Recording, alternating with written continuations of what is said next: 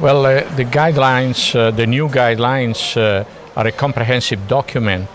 Many aspects of hypertension, from epidemiology to diagnosis and specific treatments, are dealt with. So it is difficult to summarize this in a single message. I would think that the most important message is that there is overwhelming evidence that reducing blood pressure in individuals with a blood pressure elevation is highly beneficial, and that it is important to reach values below 140 millimeter mercury systolic and 90 millimeter mercury diastolic.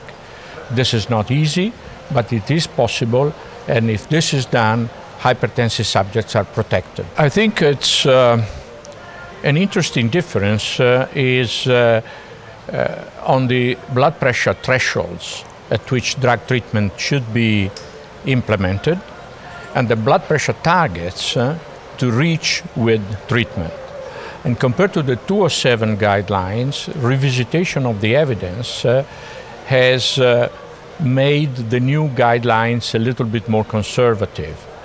Now, it is strongly recommended to immediately use antihypertensive drugs in individuals with grade 2 and 3 hypertension, as well as in individuals with grade 1 hypertension but a high cardiovascular risk. On the other hand, evidence is not so strong in individuals with grade 1 hypertension and low to moderate risk. There are trials, but with limitations. And so, concerning this very important category of hypertensive patients, now guidelines recommend treatment, but with a lower level of evidence, and in particular if there are some aggravating factors, such as, for example, an elevation in ambulatory blood pressure. Concerning target blood pressure values, again, there is a shift towards a slightly more conservative approach. While in 2007, the guidelines recommended to have a so-called flexible target to go below 140 over 90 millimeter mercury in patients in general, but to go below 130 over 80 millimeter mercury in individuals at high risk, now targets are unified. That is, in all hypertensive individuals, regardless the level of risk, the goal should be to go below 130 over 90 millimeter mercury. And in elderly patients, the goal should be to go below 140 and 150 millimeter mercury, because randomized clinical trials do not provide evidence that it is beneficial to go below 140 millimeter mercury. Well, there are important similarities, but also some differences. Similarity is the process reaching through which guidelines have been finalized. These individuals in the task force selected according to expertise in hypertension, then assessment of the evidence based on pre-specified criteria, and then a transparent and very detailed review process. In both the American guidelines and the European guidelines, there have been 3 sets of reviews. In the European guidelines from more than 60 reviewers. A major difference is that the European guidelines are a comprehensive document. They address different clinical conditions in which blood pressure can be elevated, 19 different clinical conditions, for example, diagnostic aspects of hypertension, assessment of organ damage, follow-up of the patients, and so forth. The American guidelines, they only address 3 questions, very important questions, but only 3 questions. At which level to start drug treatment, target blood pressure with treatment, and how to go there, that is, which drugs to use. Now, as far as target and threshold blood pressure values for treatment, there is an important similarity between the 2 guidelines, very, very similar. There is also some similarity concerning which drugs to use. The American guidelines are quite different from the previous American guidelines.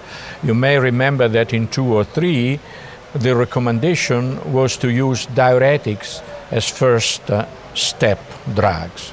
Now they advised to use 4 different classes, that is diuretics, calcium channel blockers, and ACE inhibitors and angiotensin receptor blockers. So the attitude is much more liberal, like the European guidelines. The only difference being that the European guidelines include beta blockers, whereas the American guidelines do not. And for the rest, there is also a very liberal attitude concerning combination treatment. Several combinations are recommended for possible use in hypertension. Well, first of all, let me say that I think that the 2 invasive approaches, renal denervation and baroreceptor stimulation, are quite interesting. They do have a rather strong pathophysiological rationale. But on the other hand, I do not think that they will replace drug treatment. I think drug treatment will continue to remain the backbone of antihypertensive treatment and indeed the most important treatment strategy for hypertension.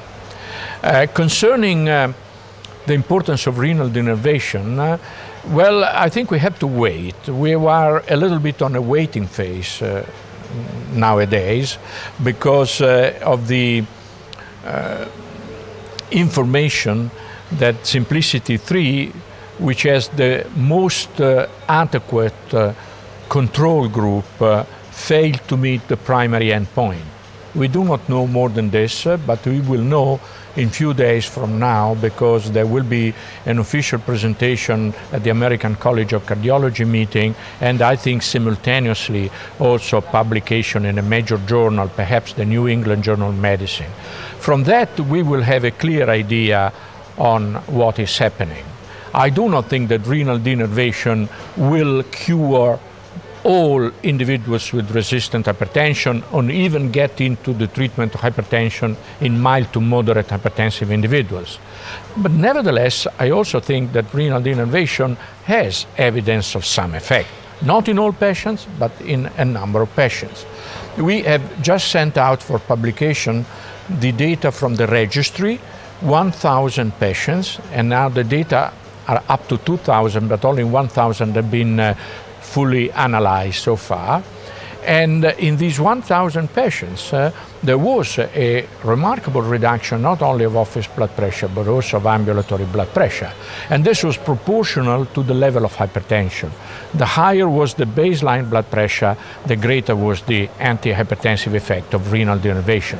So my conclusion would be that pending the data from Simplicity 3, I believe that in a number of subjects this procedure can indeed reduce blood pressure.